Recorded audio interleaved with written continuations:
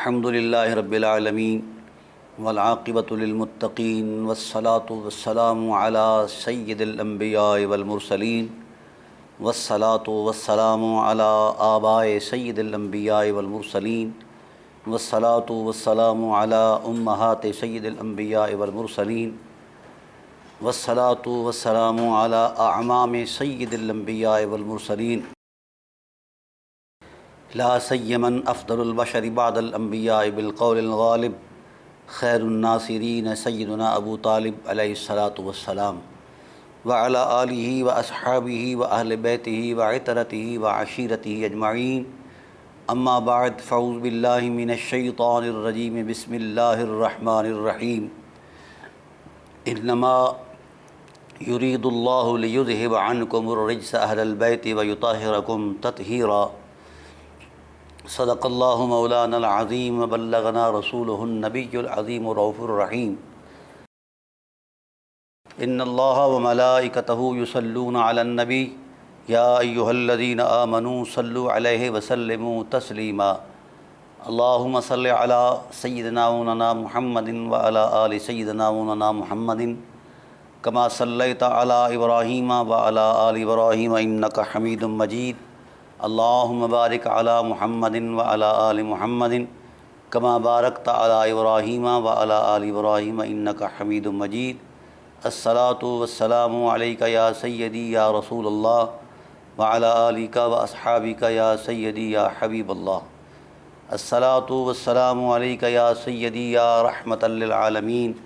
وعلی آلک واصحابک یا سیدی یا شفیع المذنبین صلاۃ و سلاما علیک یا رسول اللہ قلت حیلتی انت وسیلتی اغثنی یا حبیب اللہ یا رسول اللہ انظر حالنا یا حبیب اللہ اسمع قالنا اننا فی بحر ہم مغرق خذ یدینا سہل لنا اشقالنا۔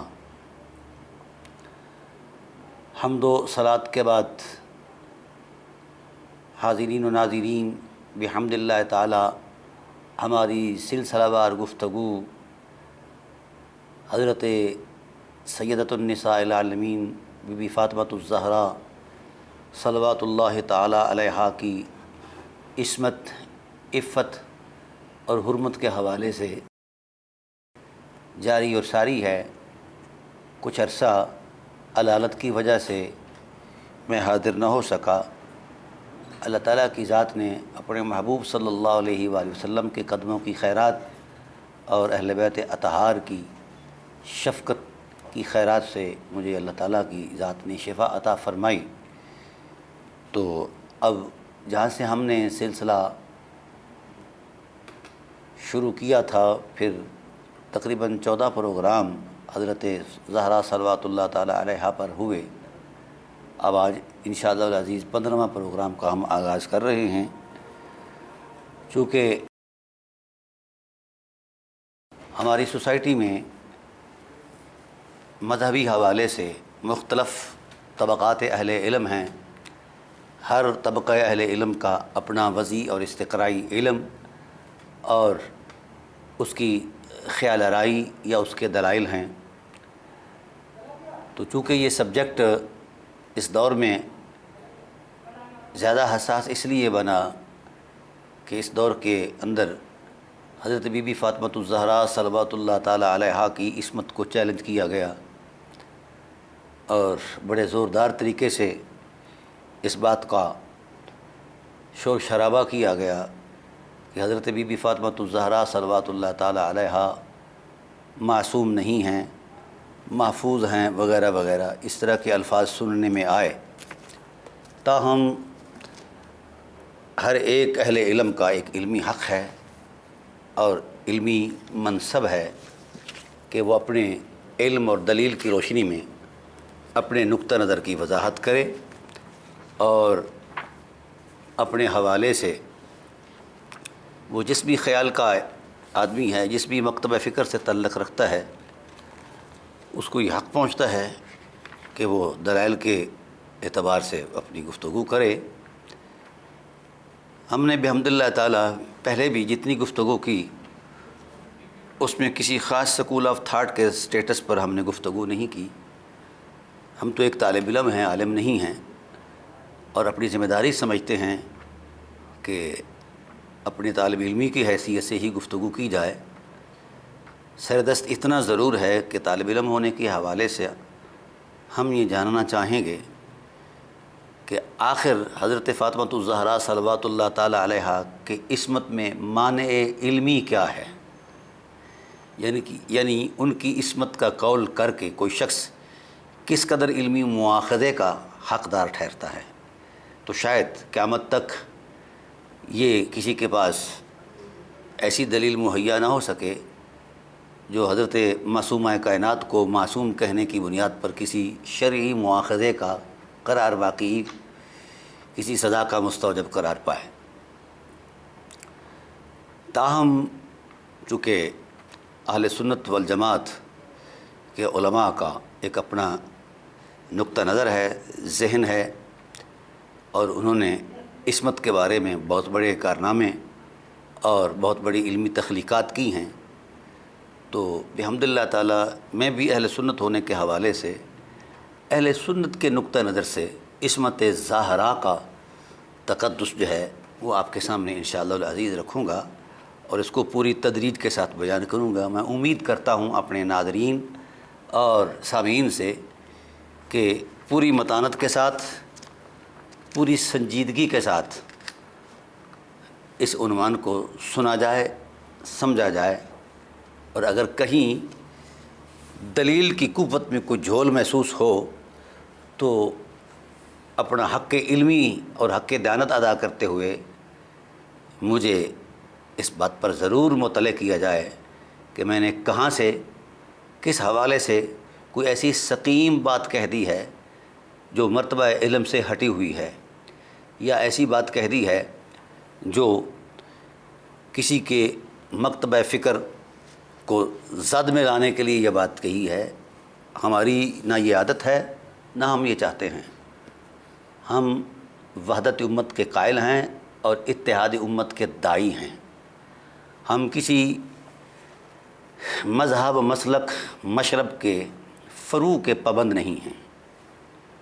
ہم اصول کے پابند ہیں اور طالب علم ہیں اور تحقیق کے طالب علم ہیں۔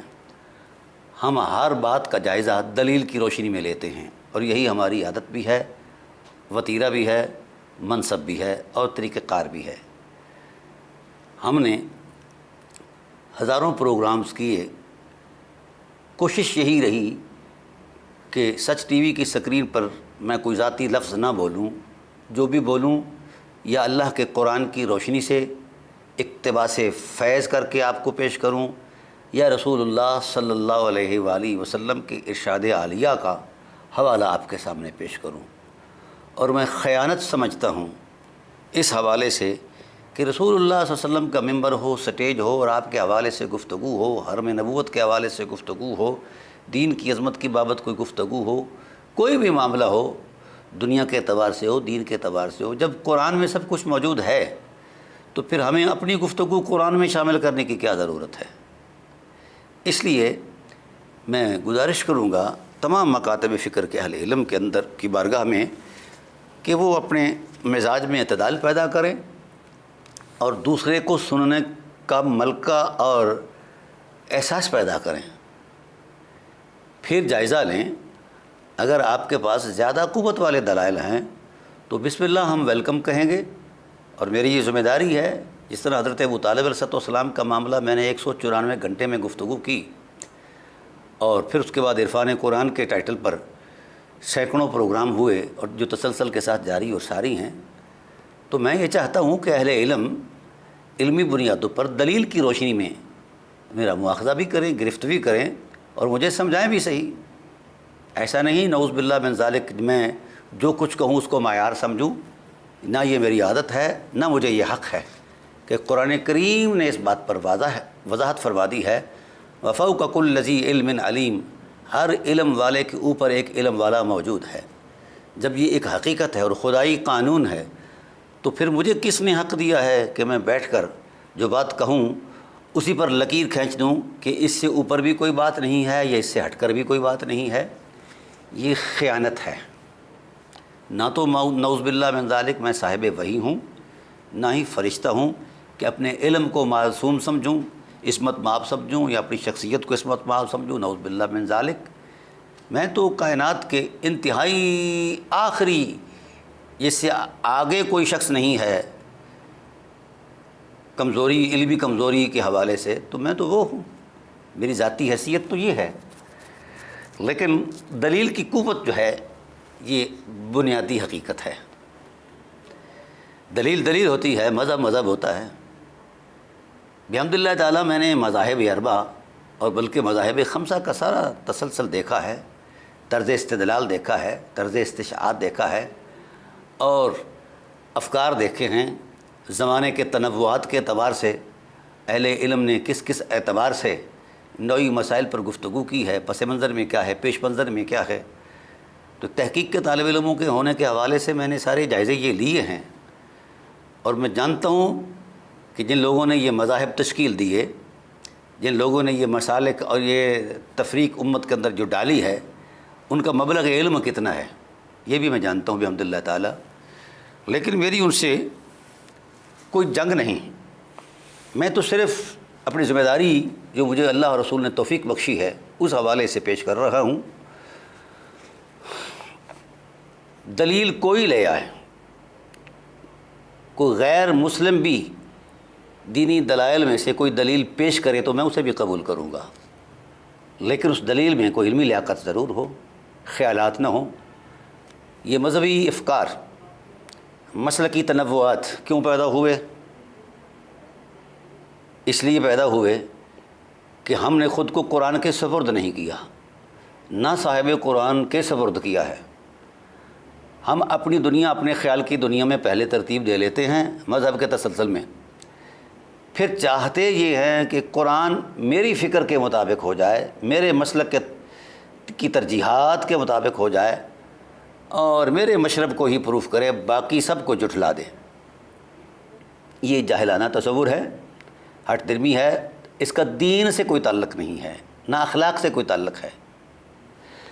جب اللہ کا رسول صلی اللہ علیہ وآلہ وسلم خود کو قرآن پر پیش کر رہا ہے اور فرما رہا ہے میری ہر بات کو قرآن کریم کی روشن آیات پر پیش کرو، اور اگر میری بات قرآن کریم کے عین مطابق ہے تو وہ میری ہے، اور اگر قرآن کریم کے عین مطابق نہیں ہے تو میرے رسول صلی اللہ علیہ وسلم فرماتے ہیں کہ وہ میری نہیں ہے۔ جب صاحب وحی خود کو قرآن پاک پر پیش کر رہا ہے تو پھر کیا ہم کسی صاحب علم کے قول کو، اس کے نقطہ نظر کو قرآن پاک پر پیش نہیں کر سکتے؟ اب امت بیدار ہو جائے اور ان مذہبی جارحیت کرنے والوں سے خود کو واگزار کرائے،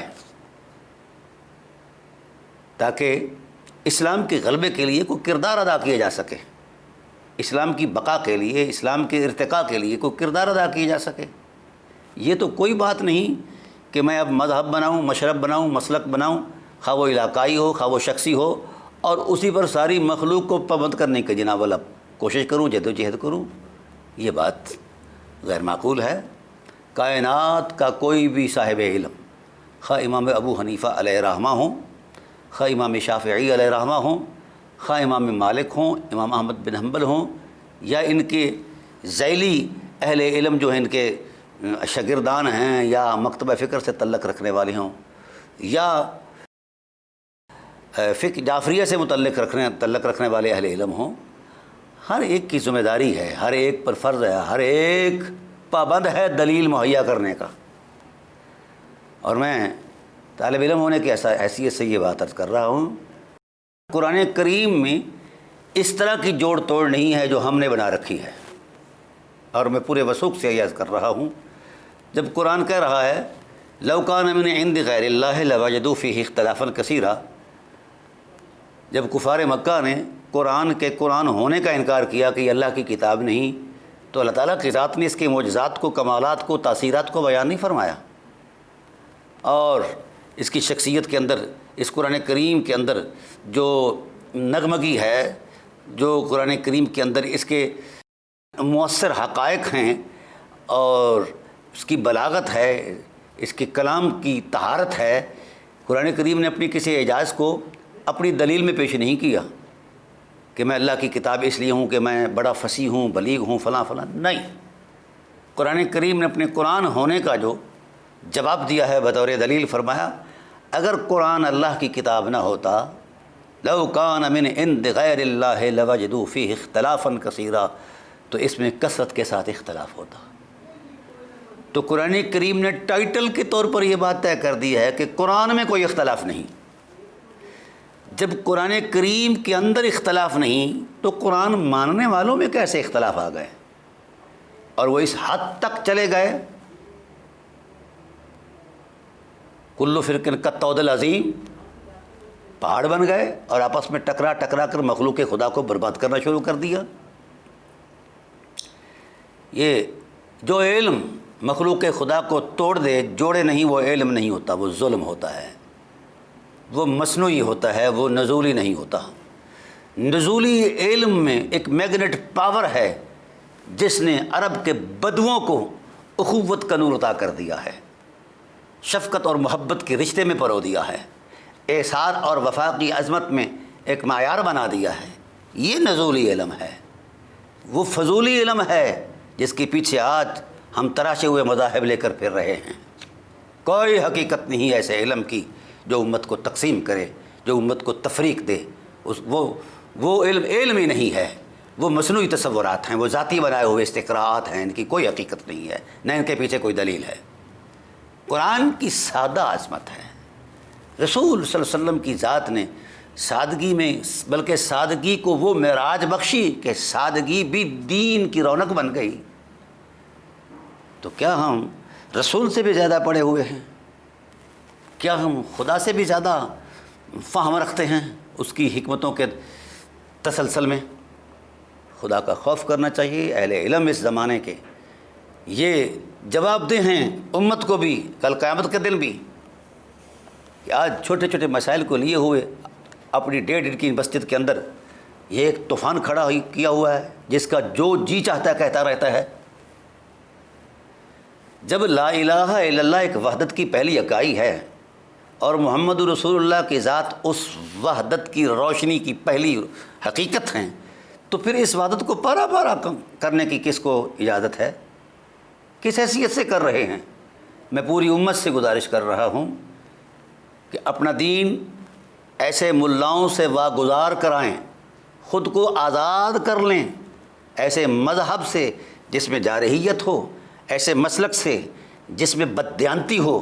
اور ایسے مشرب سے جس میں صرف اپنی پوجا پاٹ اور تکریم کے علاوہ اور کوئی احساس نہ ہو۔ ہم لا الہ الا اللہ کہنے والے ہیں، مسلک پرست نہیں ہیں، مذہب پرست نہیں ہیں، ہم لا الہ الا اللہ کی سادہ عظمت پر یقین کرنے والے ہیں۔